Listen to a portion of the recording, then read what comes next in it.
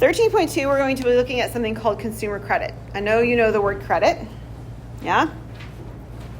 There's two types of credit we're going to be looking at in this section. So let's define what consumer credit is first, and we'll look at one of those types. So consumer credit refers to borrowing money to finance purchases of things like cars, furniture, appliances, jewelry, electronics, etc. Technically, real estate mortgages would also be considered consumer credit, but they usually involve a much longer amount of time and a larger amount of money, so we'll deal with them separately in another chapter. So we're not talking about cost of homes right now, okay? The first type of consumer credit is going to be installment loans. Installment loans involve borrowing a set amount up front and then paying a series of equal installments or payments until the loan is paid off. So your car loan would be an installment loan. Your student loans will be installment loans. Sometimes people purchase furniture or jewelry or appliances, those kinds of things, and those are on installment loans. So if you're using a credit card, that's not an installment loan. Okay, that's not the kind of loans we're talking about. We'll talk about those in a little bit, but these are the other kind.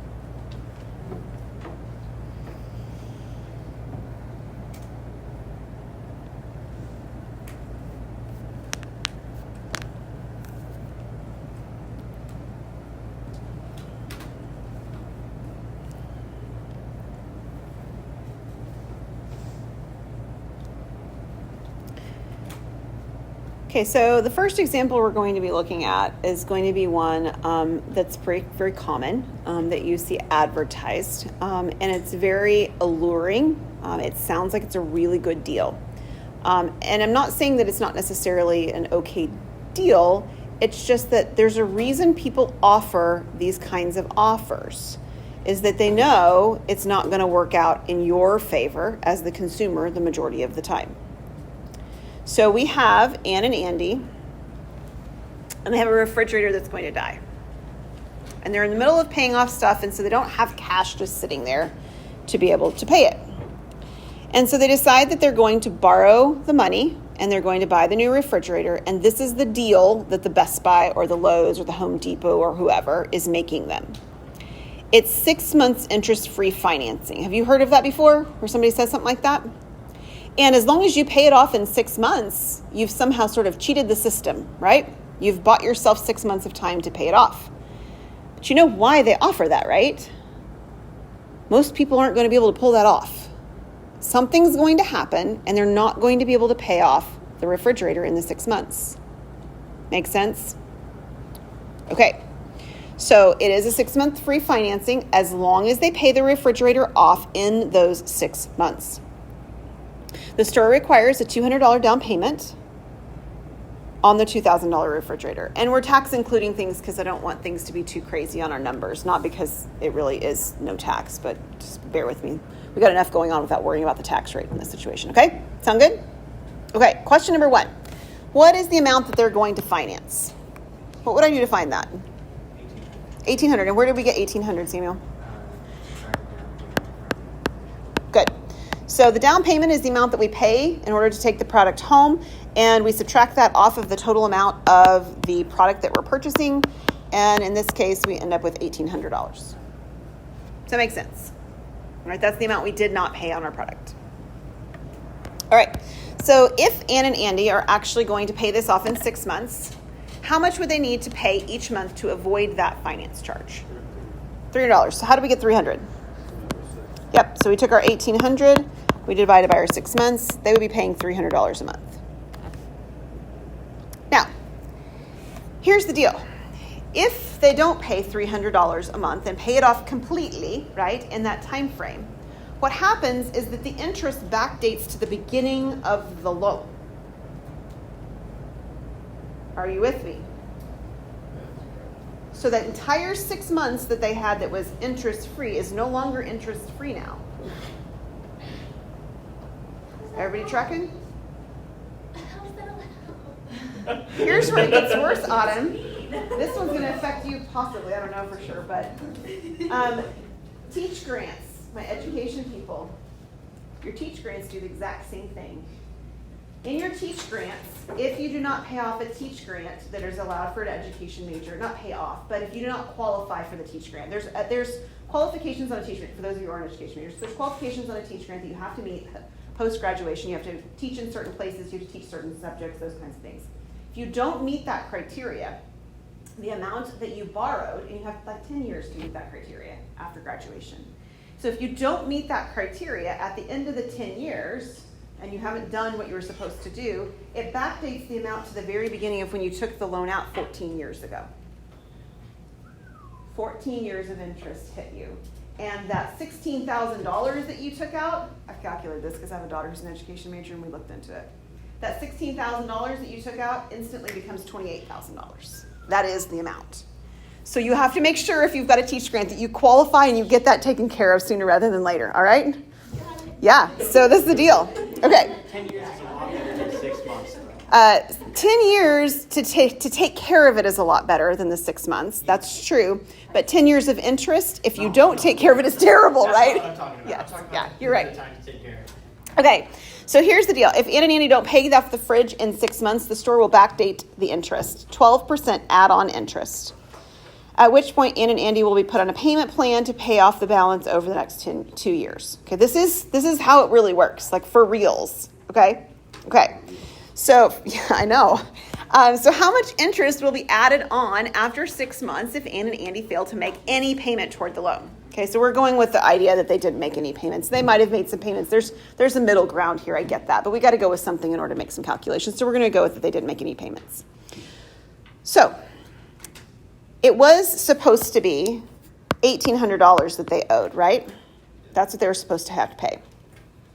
But now we have to have the 12% interest, and we have to do it for 6 months. This is that I equal PRT formula that we saw back in lesson 13.1. And our time for 6 months would be 0.5, right? Half of a year. This is the add-on amount. It's not going to be sticker shock. You're going to be like, so what? How much do you get? 108. It's not a lot, right? It's really not. $108 compared to the $1,800. That's not a lot of money. It's not significant in terms of the numbers right now. Okay. This is how much extra they would owe. Everybody good so far? Okay. But they also have to continue paying interest during the rest of the life of the loan. Are you with me? Okay, so it's not like it's 108 and now they pay 1908 because that's what the number is going to be here. It's not 1908 and then they divide that by 24 months. Like that's not what we've got going on. So it wants us to next find the total new amount to be repaid, but it's not just the 1908. So we have the new principal,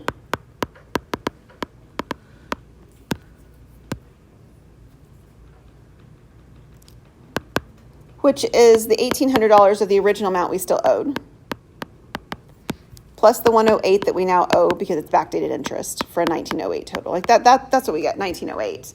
But that's our new principal. Now we're actually going to be paying that out for 2 years. So it's 1908 is our new principal. Our interest rate is still the 12%, and now we're doing this for 2 years. So this is the total amount that we will have to repay if we do this. So what is this if we multiply it?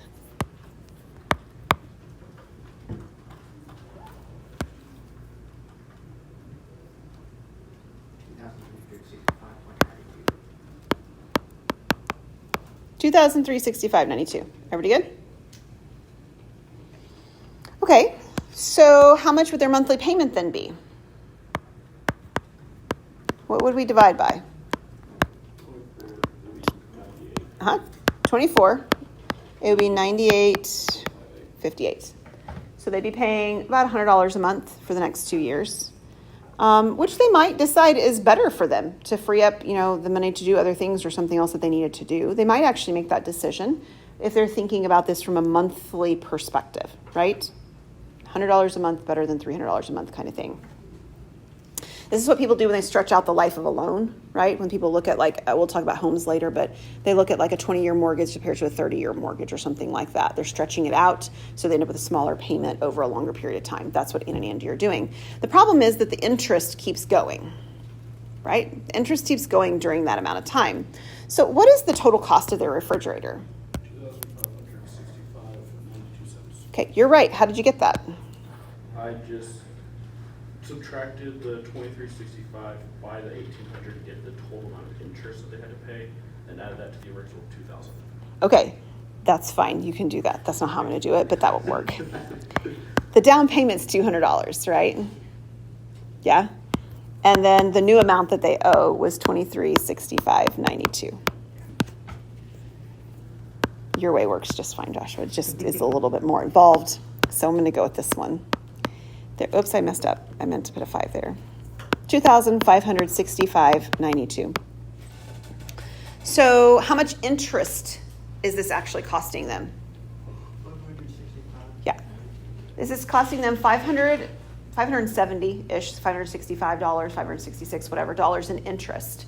And if you find the percentage that is of the cost of the product they purchased, that's more than 28%. They paid 28% interest to do this over the life of their loan. That's not nothing.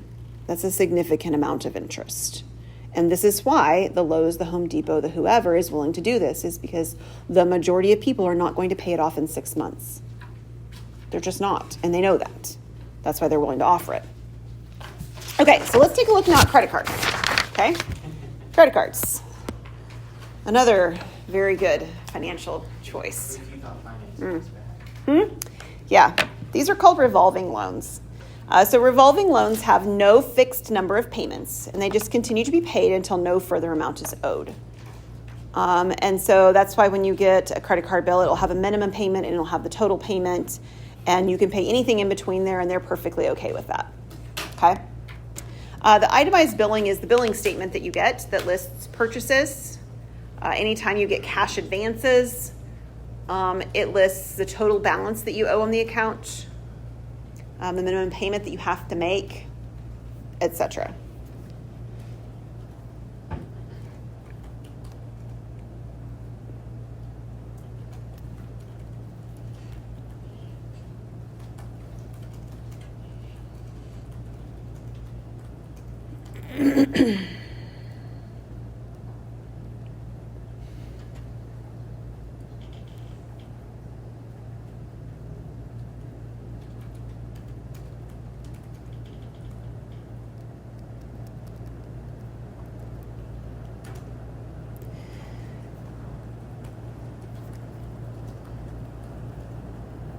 Another revolving loan you may or may not be aware of is a home equity line of credit.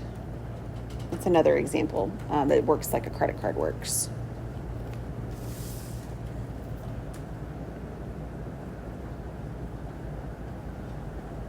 Okay, so when you have one of these billing statements, it's going to include the finance charges.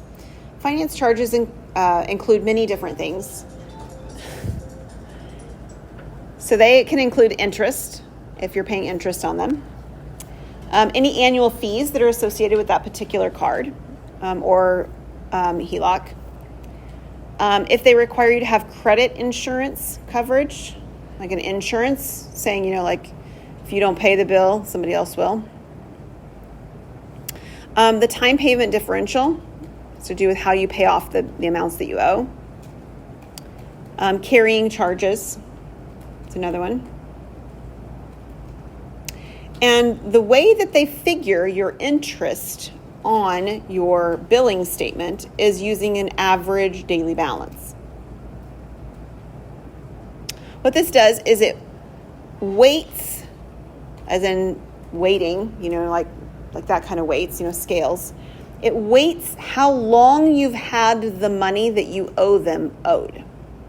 That's what it really does. So if you make the purchase at the beginning of the month or you make the purchase at the end of the month, your cost of your interest is different because you've owed it for different amounts of times. So it's a weighted mean of the amount of the credit, with the weighting factor being the number of days that each credit amount is applied.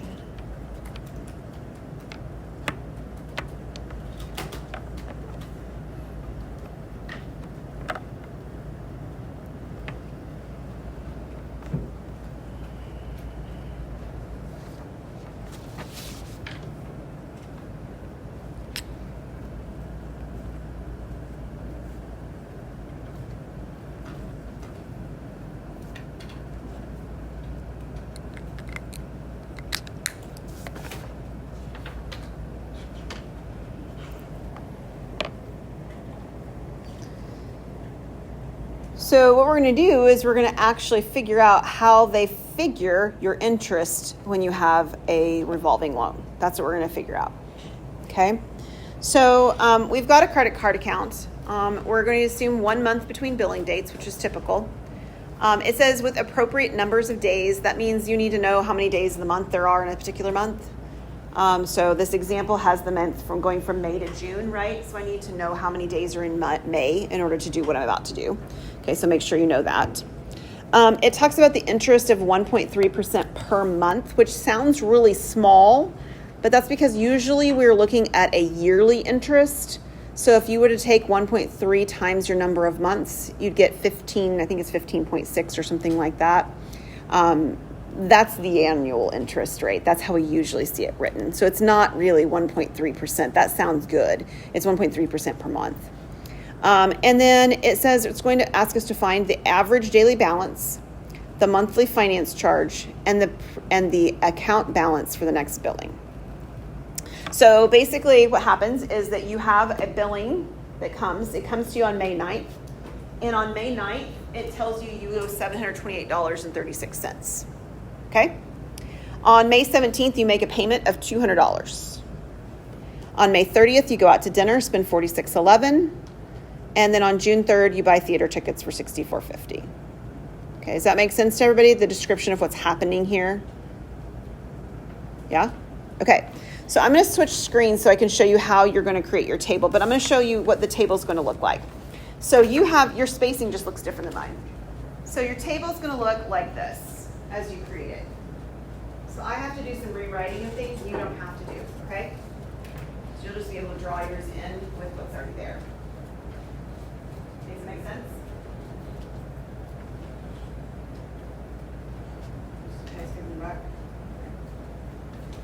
Okay, I don't have enough space on this screen to be able to just draw it here, so I need another screen to do it. So I'm going to do it over here.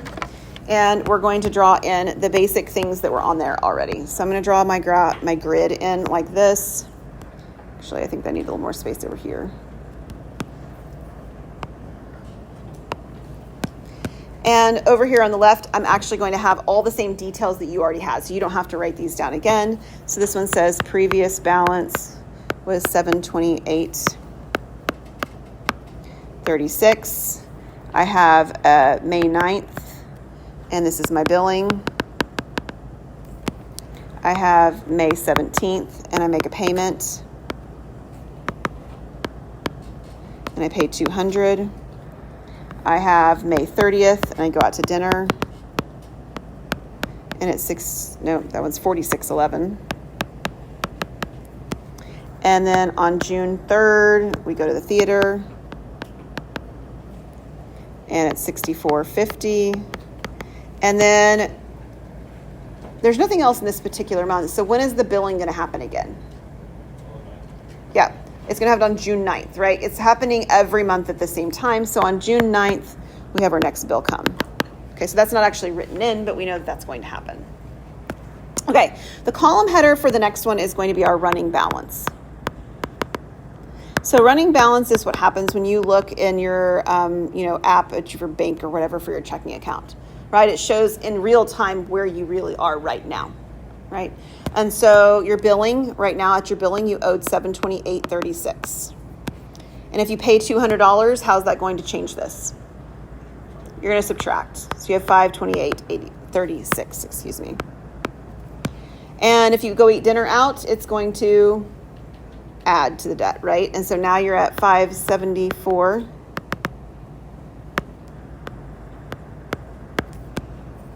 It's 47. And then you're going to have the theater tickets that you're going to purchase. So that's going to add a little bit more in there again. So we're at 638.97. Okay, so in my math lab, it's like legitimately going to have you have a table like this and you're going to fill things in. That's what it's going to happen. Okay, everybody good? Okay, your next column is the number of days before it changes. So I'm just going to say before change. So in other words, when I get the bill, right, 728.36, it's going to stay at 728.36 until I make my payment of $200. And how long is it going to stay there? How many days are there between those? It's 8. And I get that by looking at the dates. This goes from 5/9 to 5/17. It's 8 days. And then it's going to sit at that 526 for 28 number, for another how many days? Another 13 days. So for 13 days, I'm going to owe $500 something. And then it's going to sit there at the 574 until June 3rd. So this is where you have to make sure you know how many days are in the month. So how many days are there between May 30th, or how many days does it take to go from May 30th to June 3rd? That's 4 days. And then we have to go from June 3rd to June 9th, which is an additional 6. All right, the last column, what it is it's the balance times the number of days. In other words, it's the multiplication of the previous two columns. Now, it doesn't represent an amount you owe. It's needed in the calculation, so bear with me. The numbers feel kind of funny for a little bit. But if we multiply, and I'll just do this so that we can move through this. This is 5,826.88. And then I have 6,868.68. It's a lovely number.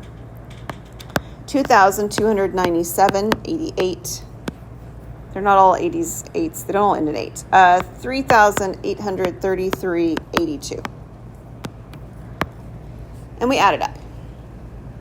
Again, this isn't the amount we owe. It's going to be used in a calculation of something, but we add this up. So this is 18,827.26. This is all number crunching stuff. Your calculator is doing the majority of the work, right? You do need to be careful that you write down the decimals right, that you don't transcribe something wrong, of course, but the calculator is doing the real work. So how do we find the average daily balance? This is all the work, by the way, in the grid, on the table. So the table is now finished. How do we find the average daily balance? Well, we take the total that we got there at the end, 18,827.26, and we divide by the number of days in the month. And how many days did we say that the month of May has? It's 31. So if this is divided by 31, I will get 607.33. So what did I find? Well, I found how much I'd owed on average at any point during that month. Right? This is like what your phone does when it tells you your average screen time over the last week. Right? Like every day affects it, but it tells the average amount of time. It's your grade, right? It's your average in the class right now. It's your average. The monthly finance charge now is based on the average daily amount that you owed. So this 607.33 gets multiplied by the interest charge for the month. And what was the monthly interest charge? 1.3%, which as a decimal is 0.013. The number's not going to be a big number. There's no more shock and awe going on here, okay? What do we get? Yeah, it's just $7.90. $7.90. I mean, we're going to be nickeled and dimed to death if we do this for our entire lives, but it's not a lot of money for a given specific month, right? It's just not. $7.90. So how would I find the account balance on June 9th? Well, that interest, that finance charge is part of it. And the other part of it is the total amount that I had on June 3rd after I made my theater tickets purchase. So this value comes down right here. So here's my 638.97 And the new bill that I would get on June 9th, or be sent on June 9th when it closes, whatever, is going to be $646.87. And then the process continues for June and July and so forth until you pay it off. Make sense? All right.